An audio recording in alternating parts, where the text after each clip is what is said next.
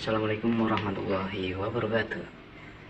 Seperti biasa teman-teman, kita berjumpa lagi di channel Burung Murai Atas ini. Selamat sore teman-teman semuanya. Channel ini seperti biasa tentang murai kucing dan video-video lainnya. Seperti biasa, salam pembuka, selamat menyaksikan teman-teman semuanya.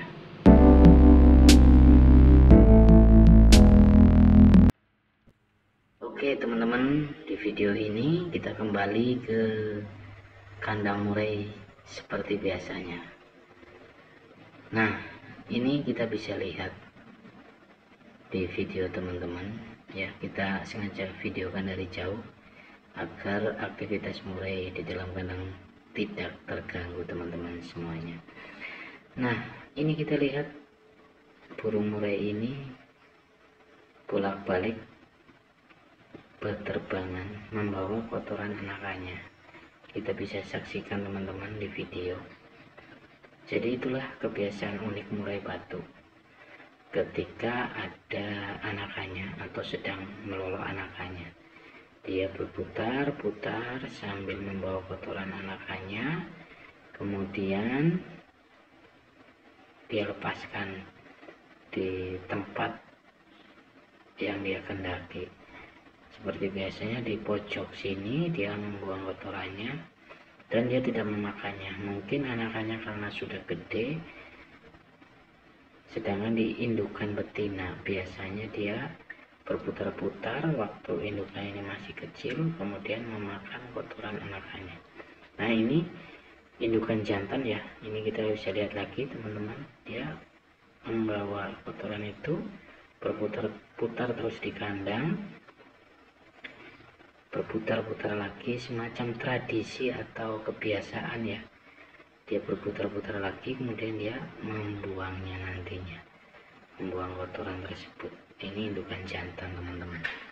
Dia sehabis memberikan lolohan, terus anakannya ada yang mengeluarkan kotoran, dia mengambil dan berputar-putar sambil berterbangan, berputar-putar di kandang, kemudian membuangnya teman-teman. Nah, biasanya membuangnya di pojokan sini teman-teman, sesuai kebiasaan burung murai batu ini.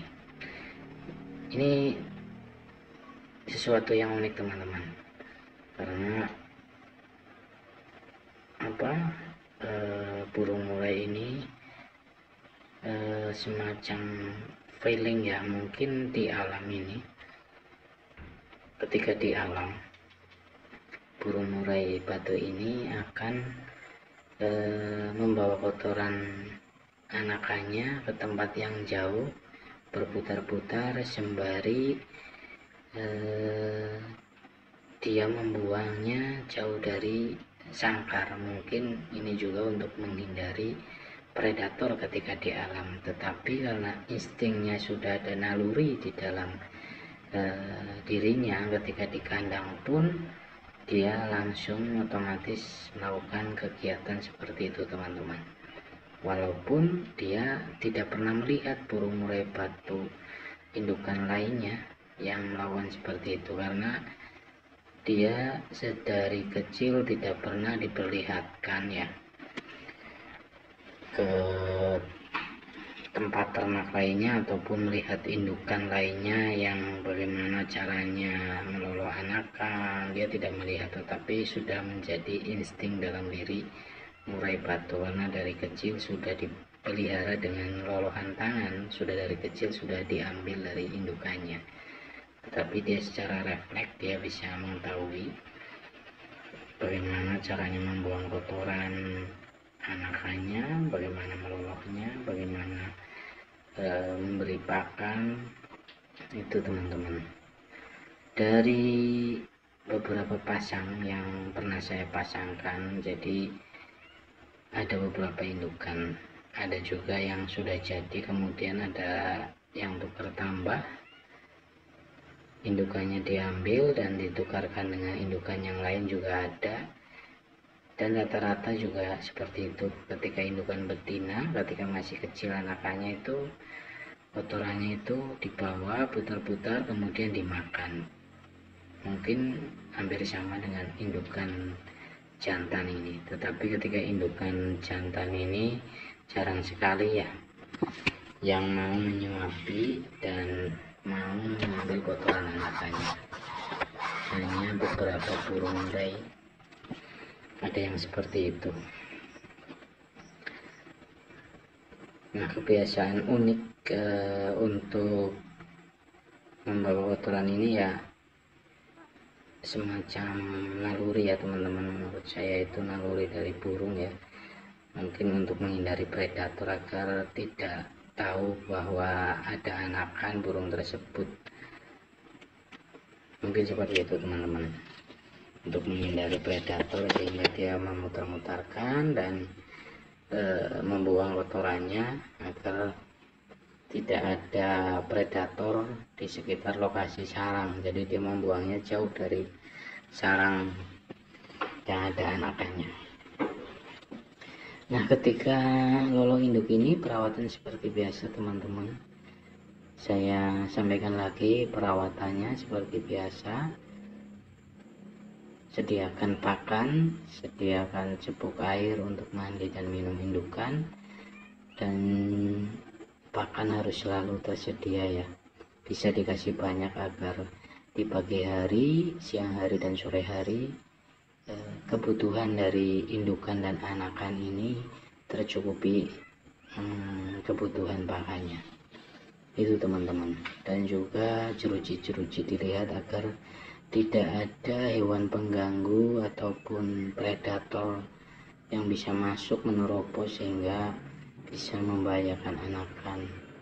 Karena pernah juga ya ada yang menerobos dari jeruji ini karena mungkin sudah lapuk, sudah lama dan berkarat sehingga diterobos oleh predator ya, hewan pengganggu seperti tikus ya. Ketika jeruji ini karat, gampang sekali diterobos oleh tikus teman-teman. Itu salah satunya untuk merawat ketika ada anakannya. Untuk merawat anakan bisa dengan dirawat indukannya sampai dengan umur 1,5 bulan ataupun sebulan. Bisa juga dirawat oleh kita sendiri teman-teman, tetapi diambilnya pada saat umur sekitar 4-6 hari. Dan ini kurang lebih umur 5 hari belum saya ambil karena setiap malamnya indukannya tidur di dalam kotak sarang. Mungkin masih membutuhkan indukannya sehingga saya belum mengambil. Kemungkinan mengambilnya setelah indukan tidak tidur di kotak sarangnya. Biasanya saya seperti itu ya teman-teman. Mungkin di peternak-peternak lain juga ada yang caranya berbeda ya teman-teman. Nah, kita bisa lihat itu ketika kita memantau dari dekat dia hanya diam. Dia ini habis dari sarang, kemudian dia hanya diam. Khawatir mungkin ketika dia bolak-balik di kotak sarang takutnya anakannya kenapa, mungkin seperti itu teman-teman. Pada dasarnya memelihara burung murai batu ya gampang saja teman-teman, yang penting disediakan pakan dan kebersihan kandang, juga disediakan cepuk air. Kira-kira kalau burungnya agak sakit diberi obat atau diberikan multivitamin, paling itu saja teman-teman. Dan ketika untuk menjodohkan, cari pasangan betina, ketika sudah cocok biasanya akan jodoh. Dan ketika belum cocok tetapi sudah berhasil dalam satu kandang dan tidak berkelahi, biasanya nanti akan cocok sendiri dan akan kawin ya teman-teman, dan menghasilkan anakan. Terima kasih sudah menyaksikan video ini teman-teman semuanya. Mungkin kata-kata hari ini dari saya ya teman-teman, tetap lakukan dengan semangat, dengan senang hati. Ketika teman-teman punya hobi, apakah itu hobinya memelihara burung murai batu, lakukan dengan semangat, lakukan dengan senang hati. Bila teman-teman punya kegiatan lainnya, hobi lainnya, lakukan dengan semangat, lakukan dengan senang hati, dengan ikhlas, Begitu juga dengan kegiatan teman-teman lainnya, ataupun beternak, ataupun bertani, ataupun kerjaan teman-teman lakukan dengan semangat, ataupun dengan sampingan teman-teman lakukan dengan semangat dan senang hati, karena disitulah hasilnya baik, dan hasilnya baik itu juga untuk teman-teman sendiri. Terima kasih, mungkin itu saja sharing dari saya, semoga bermanfaat buat teman-teman semuanya. Terima kasih. Wassalamualaikum warahmatullahi wabarakatuh.